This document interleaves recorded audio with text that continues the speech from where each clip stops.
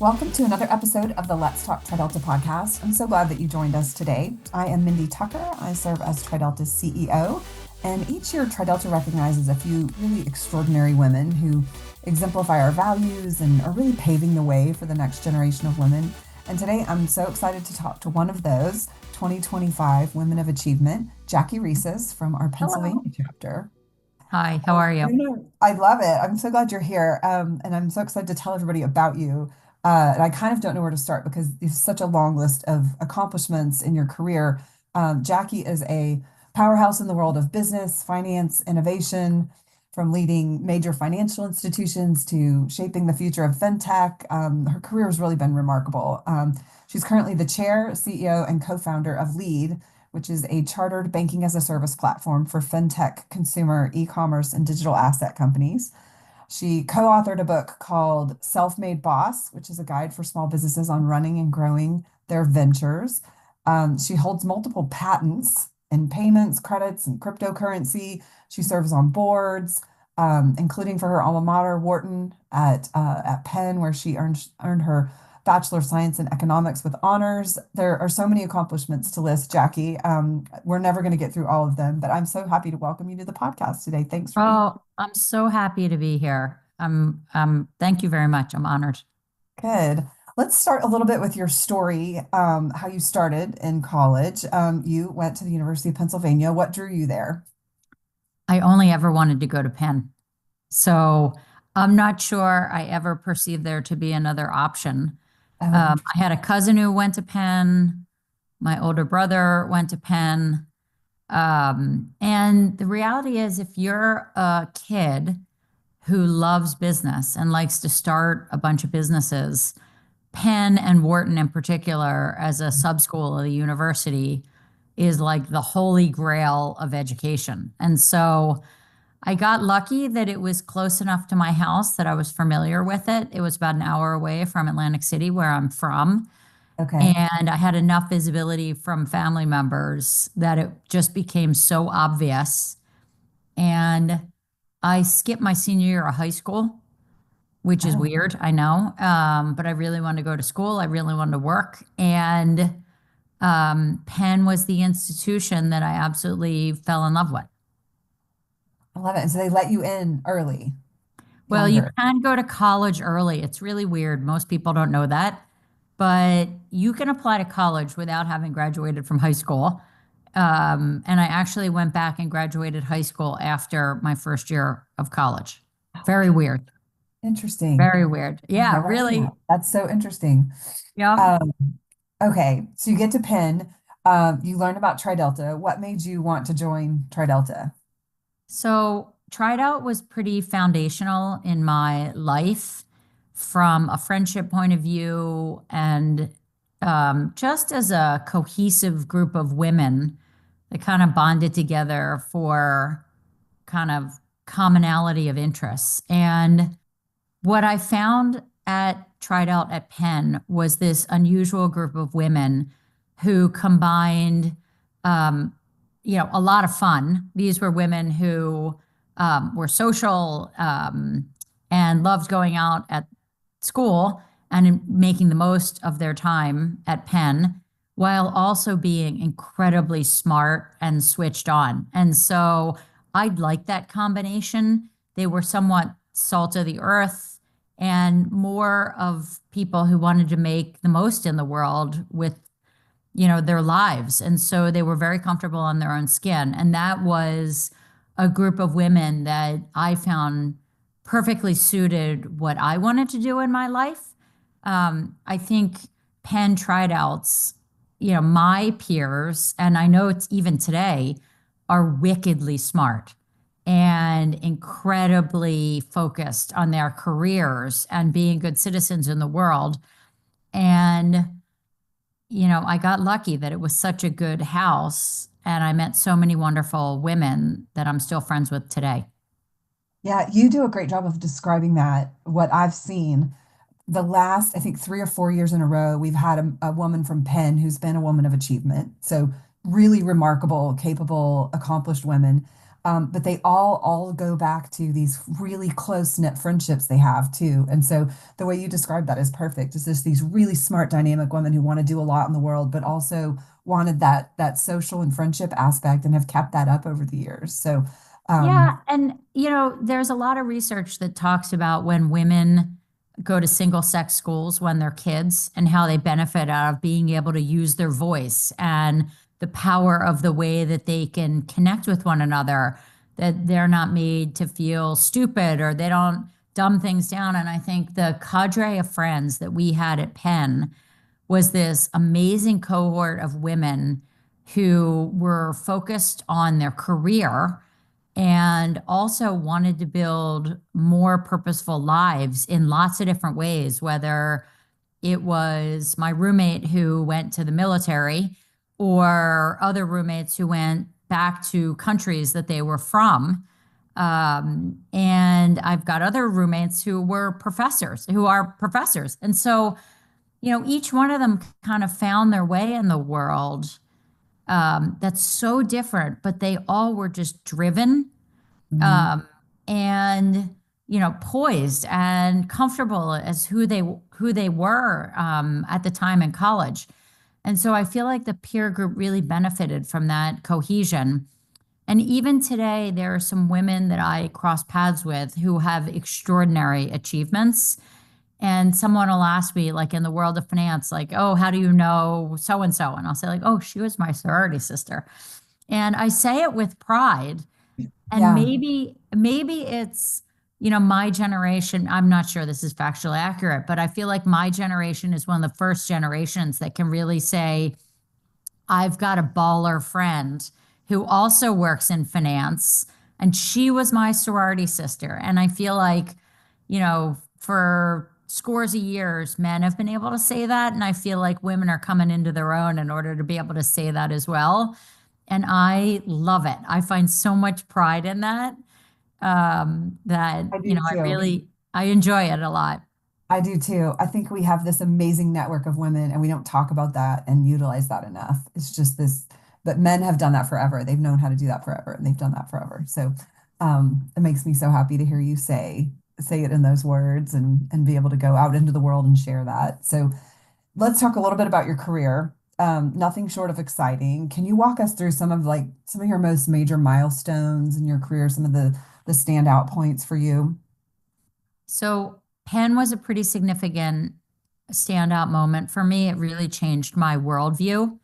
I commented about, my peers and, what they went back to do, but my cohort of triadults was a very international group of women. And so it's an example of how I opened my perspective to seeing a cohort of women that I had never quite appreciated. And Penn more broadly showed me this multinational operating view of how businesses could evolve in the world. And so it was a pretty formative experience for me in building relationships and building an educational foundation that was unforgettable. And to this day, the people from my Wharton and Penn network absolutely have an impact in my life. And then they helped me make the decision to go work at Goldman Sachs, which was my first full-time job after graduating from Penn. I would have never done that had I not gone to Penn. And so Goldman Sachs was also a pretty formative place for me to learn it. I learned professionalism. I learned teamwork. I learned about mentorship. And sure, my job at a skill level was actually finance. And I worked in the merger department in the principal, investment area of Goldman Sachs, investing partners' money. But I more learned about what it's like to be an important citizen in a community of colleagues. And so Yeah. as I mentioned, the idea of teamwork and mentorship and excellence, those I use today in my day in, day out life. And I often refer to the operating principles at Goldman Sachs and invoke them in my own company. So Goldman was a pretty key milestone. And then I spent a decade plus working in private equity. And then I transitioned to tech at Yahoo and then at Square. And Square was a pretty transformational experience in my life. And at Square, I ran financial services products and I built a bank and I ran the human resources team. Wasn't something I had done for a long period of my career, but I think of HR more akin to like doing private equity, putting levers of growth into a company, albeit with people, which is usually how tech companies drive their intellectual talent. And so, in running these financial services products like lending and debit cards and credit cards, I really built products that started to change the way finance was happening for businesses. And that was pretty eye-opening experience. And doing it with someone like Jack Dorsey, who I believe is one of the most creative tech founders in the world and just an extraordinary human being. So Square was pretty important in my life. And then after Square, I left and went and bought a bank with colleagues who worked with me at Square. And we're building a fintech infrastructure company to lay the foundational rails for how fintech is done globally. And so,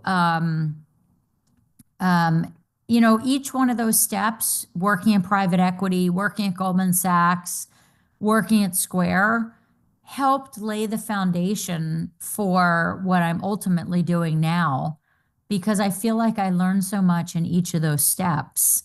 And now I'm doing something that I absolutely love with people that I love.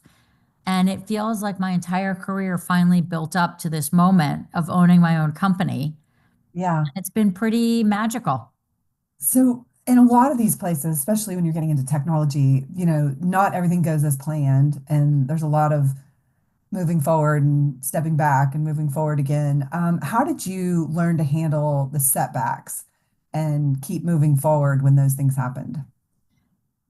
So, just like anyone, when you're faced with setbacks, I find that I perseverate on the topic for weeks and I can't get out of my own head.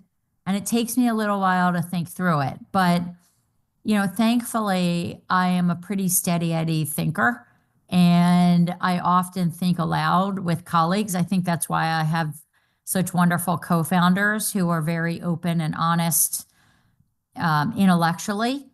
And I find that I can think through an issue by voicing it, talking through the ups and the downs, and then trying to work my way through it with others. And so, that's my methodology of trying to tackle it. I never thought hope was a strategy.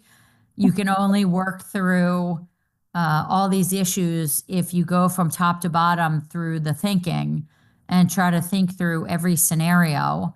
And in my mind, that just makes your thinking crisper in trying Yeah. to solve an issue and pushing forward. And so, thankfully, I don't get paralyzed by it. It just causes me to have, I definitely have some moments where I go into my head, but then I really do use people that I trust to kind of work through these issues. Yeah. Well, that leads into a good question, which is, you are bringing people together to solve problems. You're leading. What have you learned about leadership? What's really important to you in terms of your leadership qualities that you've brought to bear in some of these roles? I think most importantly is you have to be authentic to who you are. I often get asked questions about, what would you do in your career? How would you think through this? And the reality is the people who know you best are often the people who can give you the closest advice to helping you do what you're best at. And as a leader, I think you have to be true to who you are and follow the advice of those closest to you as well. And so I do try to listen to my colleagues, take very honest feedback, try to be open minded to any advice that people have. It doesn't matter where it comes from, there's always room to improve what you're doing. And so I'm pretty receptive to hearing it. I think the only rule that I have with regard to feedback and hearing comments is that it has to be with good intent And so I'm very focused on making sure that if someone wants to comment on something, they really do have to say it with, a positive intent towards it, no matter how biting it could be as feedback. And so that's how I think about leadership is kind of leading with authenticity, leading with an open mind, leading uh, with a mindset of growth and trying to make things better. And Yeah. so, I've modulated that approach over the years. Like there were times when I feel like I was too reactive. There are times now when sometimes I feel like I'm almost too approachable in a way, and I have to find ways of pulling back because I have to moderate my time. But throughout all of that, I just try to be open about who I am and how I operate and how I want to engage with people. And my ultimate goal is to make my company better, make my colleagues better, have everyone learn. Because I feel like when everybody's doing that, they themselves can make all of us better as people and as corporate citizens. And so I do feel like that is a holistic benefit. Yeah, I love that. And that whole the right people around you, um, and bringing their advice in, I think is critical just to anyone who's trying to lead a team or an organization. I'm going to let you give a little bit of advice here. What would you say to women, young women who are looking to break into finance? What would your advice be to them? One, I think it's important to take classes that or do something if you're mid-career that shows that you have a capacity for math. And just because you're in a field of finance does not mean you're a math expert, but you have to be facile with the concepts and willingness to talk about it and engage in math as part of an overall concept of like what you do. And so I would either take classes online or take classes at school just so that you could get more acquainted with concepts of financial statements, financial management. Um, that's point one.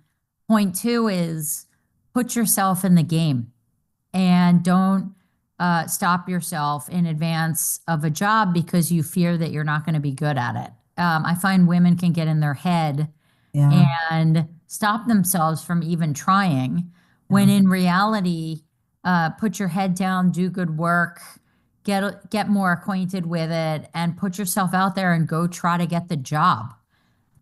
You don't have to be an accounting expert to work in finance. And so even I run a bank. I would say I'm terrible at a few things, accounting and hardcore math. But I am facile with the idea of financial statements. But like I know there are places that I'm not good at. So how do I manage that? I cover my blind spots. I have an yeah, amazing CFO who is excellent in the weeds at all the things I am not. And she's excellent at a lot of things beyond what I'm good at. right. But um, I cover my blind spots. And so you can come at the finance sector from lots of different ways, given your own strengths. And so my advice is to try to pursue it. And if you think it'll be interesting and something you enjoy, learn a little bit more and put yourself out there. Love it. So you are juggling a lot. How do you find balance with all of it? I don't try to find balance. I love what I do.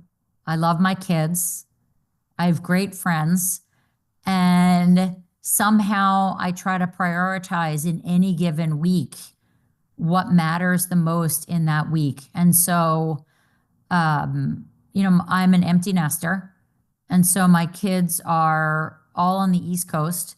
So I prioritize calling them and trying to do things for them or with them, but they're not at home. And that affords me the time now when I can invest in work and lead. And I love what I do.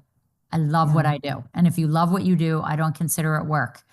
I consider the people I spend time with at work, often friends, my co founders I'm friends with, and I enjoy my clients. I enjoy, not every day, by the way, I enjoy what I do. And so I could spend all day long doing it. I could wake up in the middle of the night and think about what I'm doing. I love it that much. And it enables me to engage in a more holistic way that at any given time, I might prioritize one or the other more or less. I always try to do things with my kids. I describe myself as a puppy. Like when they're around, I literally just wait for them in my house and try to go do things with them. And like a Right? puppy, you're just waiting for Following them attention. around. Yeah, yeah, Um, they know that they have my unconditional love and they know that I would jump at the moment to do anything with them. But I do try to engage them in my job as well, um, in that I want them to learn what it's like to run a business in ways that they might find interesting to who they are and what they like. My middle daughter, Charlotte, for example, loves writing. And so I'd want her to work with one member of my team who does more of our marketing. She's not going to be an engineer like my eldest is going to be. And so I don't want to have my middle spend time with my engineers when she's going to hate it. Uh, right. but I do try to engage my kids and even their friends. I run Mhm. an internship program I call the nepotism program. And if my friends or people who work with us have kids that need summer jobs, I Yeah. want to employ them. And I do, I don't stop people I know from getting jobs. I do the opposite. People I know who have kids that want to be employed, I want to hire them because Yeah. I want to meet them and I want them to love what I do. And if I can help engage them and make them more excited about working in finance, I'm happy about that. And so I call it my nepotism program and I try to run this in summer internship program for people. It's not the most organized program, but I do try to make sure these kids have summer jobs and get started somehow. I love that. I can tell that's just another way you step into your relationships too. That's like you leaning into those relationships that are important to you, which I love It seeing. is, although sometimes I get a little bit too mom-like. Last summer, we had interns and I knew half the parents, and I would literally take pictures of these kids and like send it back to the parents as if I was their camp counselor. It was very hard to remove I myself love that. Their parents from my probably loved it. mom, Their parents from probably loved every bit of that. I couldn't help myself. I remember one time I called one of the dads and I was like, okay, your daughter is killing it. No one would ever tell me this, but I just want you to know this. Like, your daughter is a killer intern, and here's what she did. And honestly, like, it brings tears to my eyes. Like, the dad was so appreciative because, like, it's not like someone's boss caused them. It's half inappropriate, but I don't really care. That's I what don't these think kids it are is. signing up for I when they don't think come it to is. the lead bank nepotism program is that they're going to get me reporting into their parents on what it's like to work with them as a colleague. Yeah, I had an instance recently where a good friend of mine from way back in my days in DC, her daughter was doing something in Tri Delta, and I got a huge compliment on her. And I sent it to her mom. I said, you don't get this. You don't get to hear about your grown children doing amazing things very often. So I'm going to share this with you. I think it means even more as they grow older because you don't get report cards and teachers telling you things. And so, No, I love it. And we've had a lot of great young women intern, and I use it as an opportunity to make sure they understand what it's like to work in finance. I have a great group of women who work with me, and they're each impressive in their own right. And I think they're great role models for a lot of the interns. And so if I can take someone's child and have them mm, work with me even for a few weeks in the summer, to me, I maybe it'll help, create a spark in their head. yeah, yeah, I'm happy to do it. yeah, I love that. So tell me, you get this call that you've been named a 2025 Woman of Achievement. How does that feel? What does that recognition mean to you? And I was really touched. Tried out meant a lot to me, and I love meeting tried outs in life. And someone sent me a note. Someone in Silicon Valley sent me a note, and she saw the tried out announcement. And I honestly, it made me tear that someone saw it who I didn't even know was a tried out. And I just got touched by it because she was tried out from another school. I think the power of women's networks is incredibly important in women's lives. We're at such a pivotal point in the world right now when we need to assert our own voices and have the power to control the narrative about what we want for our own lives. And I think women's networks are really important in doing that, in building relationships and building camaraderie, building business networks. And so Tried Out is one of the more formative ones in my life. And so I'm certainly thankful for it. Yeah. And I'm appreciative of being recognized. I don't consider myself someone of achievement, but I get it. Um, You I find definitely it are. weird actually. But I do understand. And I'm just appreciative that I had the network and I have great peers from school and that I've met along the way who are tried outs that Yeah. I can have a shared experience with. Yeah. So I know one of the other things we get from Tri Delta is this sort of this thinking of service and philanthropy, this foundation of service and philanthropy. For you, I know you serve on several boards and you're deeply involved in philanthropic work. How do you decide where to put your efforts these days? I've tried not to make it performative. Where I've been involved in philanthropy, I've tried to be on an investment committee, for example, associated with my high school, which was the Petty School, or at Penn, where I'm involved with Wharton. Like I try to actually make it quite action and business driven. And I also have tried to do things that are core to helping people. So, for example, um, we took in a foster child and helped him. He was a UN refugee from Somalia. And I thought I had no agenda other than helping a child want to have a better life. I wasn't trying to get anything from the system. I just saw a need to help support someone who was a teenager who was living in the United States. And if I could do that and have someone live in my home because I had tons of space, I would love to contribute in a way that actually helped people. And so I've tried to do both ends of the spectrum, but really stay away from performative charity where I sit on a board that, I do it for a visual meaning as opposed to something that truly is meaningful to me. I only have a limited amount of time. And so I've really tried to stick to very sincere things, and then I've also tried to take care of the people who are in my life. And if there was someone who I felt made an impact in my life and I could help educate their child and support their child in whatever school they go to, that's the kind of thing I want to go to. It's invisible, but it's not invisible to the person who has made an impact Yeah. in my life over the years. And so those are the things that matter more to me. I describe it as if I go to one less chicken dinner and I actually can help a kid whose mom has been in my life in some support or service capacity, that's kind of what's important to me. Um, Yeah. I and, love that. Tried Out's a You know perfect your impact. example. Tried Yeah. Out's an example. Like Tried Out had an impact in my life. If I can be important to Tried Out, let me try to do things that give back to the community in ways that gave back to me. Yeah. I love that. You definitely know your impact.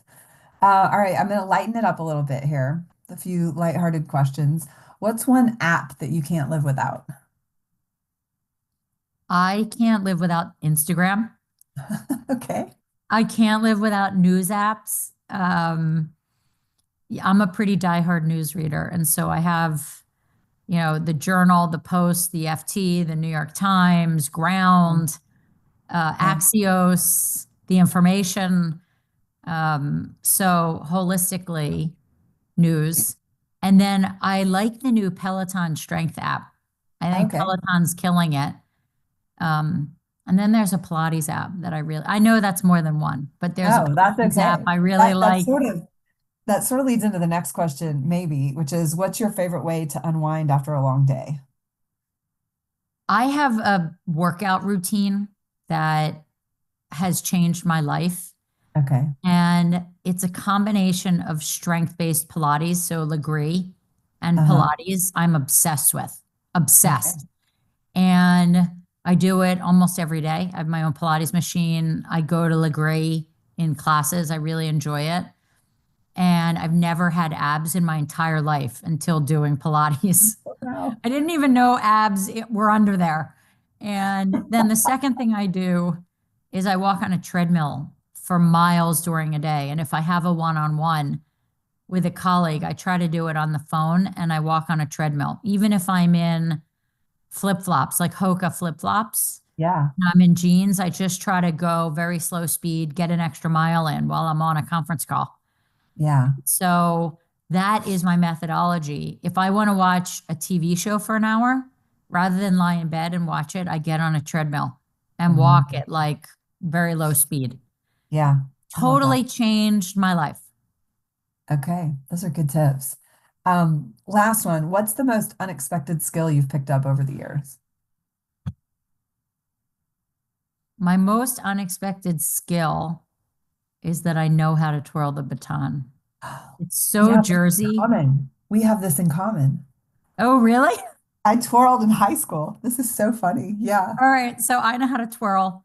I was, that was like my skill as a kid. And for my 50th birthday, I surprised my dearest friends by doing a routine in a full sequin outfit You did in not. Mexico. And I had my friends crying. And it was pretty epic because nobody expected me to twirl fire for them at age 50. Love this. I love this so much. Okay, you're definitely coming to convention next summer, and I'm definitely bringing my batons, and we're gonna We have a could twirl. I'll do yeah. a routine with you. We'll terrify Okay, people. I love it. I love it. I love everything about that. Well, I'm just so excited to talk to you. What's next for Jackie? What comes next in life and career? You know, now that my kids are out of the house, I'm trying to help them evolve as independent citizens of the world.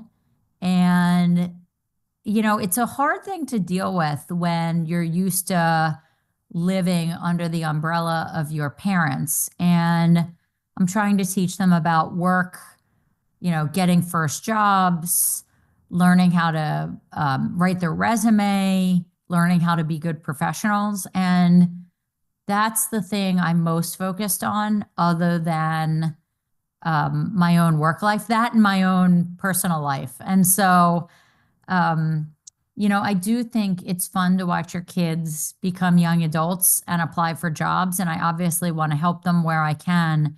But just like I do to kids who apply to me, and I know the parents, you know, like they need to learn how to be independent.